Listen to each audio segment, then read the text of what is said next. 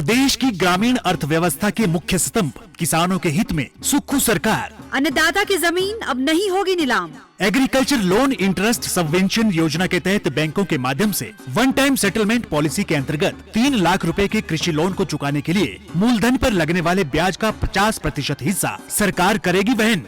योजना के लिए 50 करोड़ रुपए का किया गया है प्रावधान। आत्मनिर्भर हिमाचल की नींव रख रहा हिमाचल का किसान। सूचना एवं जनसंपर्क विभाग हिमाचल प्रदेश सरकार द्वारा जनहित में जारी।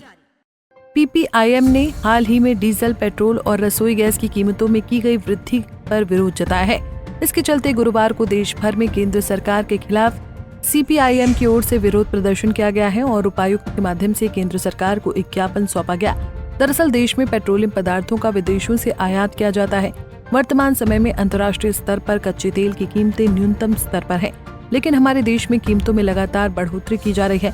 CPIM के प्रदेशाध्यक्ष जोगेंद्र कुमार ने बताया कि भारत से जिन देशों को तेल निर्यात किया जाता है, जैसे कि नेपाल, भूटान जैसे देशों में पेट्रोल के दाम 50 से 60 रुपए लीटर है, जबकि भारत में पेट्रोल डीजल के दाम कम होने की बजाय बढ़ते जा रहे हैं। इसके अलावा रसोई गैस के दाम भी 50 रुपए तक बढ़ा दिए गए हैं।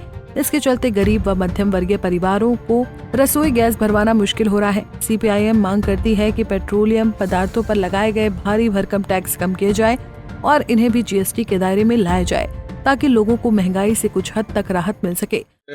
मार्क्सवादी कम्युनिस्ट पार्टी पूरे देश में मोदी सरकार ने जो डीजल, पेट्रोल और रसोई गैस की कीमतों में वृद्धि की है, उसके खिलाफ प्रदर्शन कर रही है और उसी कड़ी में आज विरोध स्वरूप भारत सरकार को जिलाधीश महोदय के माध्यम से ज्ञापन सौंपा गया है। आप लोगों को मालूम है कि हमारे देश में कच्चा तेल बाहर से आयात किया जाता है और अंतर्राष्ट्रीय स्तर की जो कीमतें होती हैं वही हमारे देश के अंदर रेट तय करती हैं। और आज जबकि अंतर्राष्ट्रीय स्तर पर कच्चे तेल की कीमतें सबसे न्यूनतम स्तर पर हैं, पर उसके बावजूद मोदी सरकार भारतवासियों को किसी भी तरह की राहत नहीं दे रही है और हमारे देश में जो कीमत है उससे 250% से ज़्यादा टैक्स मोदी सरकार ने लगाए हैं। और हैरान करने वाली बात तो ये है कि जिन देशों को हमारे मुल्क से तेल निर्यात किया जाता है, चाहे वो भूटान है, नेपाल है, वहाँ पे भी डीजल, पेट्रोल की कीमतें 60 और 65 रुपये हैं, मगर हमारे देश में ये कीमतें लगभग 100 रुपये के आसपास हैं।